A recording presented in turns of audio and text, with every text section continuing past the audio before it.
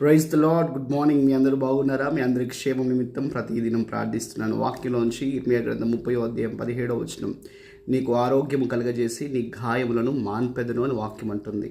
ఇదే యెహోవా వాక్కు అని వాక్యం సెలవిస్తుంది.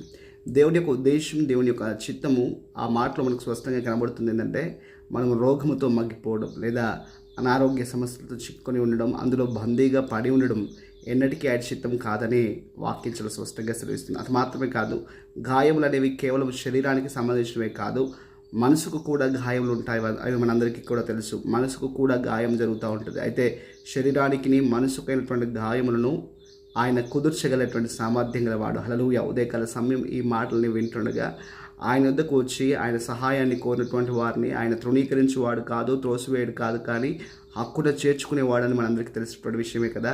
ఉదయకాల సమయం ఈ మాటలు వింటుండగా ఎట్టి పరిస్థితితో నీవు బాధపడుతున్నా ఆయన చెంతకు వచ్చి, దేవా నాకు స్వస్థత కావాలి, దేవా నాకు ఆరోగ్యం కావాలి, దేవా నాకు విడుదల కావాలన్నట్టయితే ఆయన తప్పక నీకు అనుగ్రహిస్తాడు. కాబట్టి మన ఇష్టం ఏదో అడిగినప్పుడు దాన్ని అనుగ్రహిస్తున్న వాక్యం చాలా స్పష్టంగా సెలవిస్తుంటుంది. కాబట్టి మరి ఆయన వేడుకుందామా? దేవా, ఇదిగో నా జీవితంలో నీ మేలు జరిగించుకుని అడిగినప్పుడు ఆయన తప్పక మేలు జరిగిస్తాడు. ఆయన చిత్తము, ఆయన ఉద్దేశము మన పట్ల ఎప్పటికీ మేలైనటువంటి విషయాన్ని మనం మరవరాదు. హల్లెలూయా. ఆమేన్.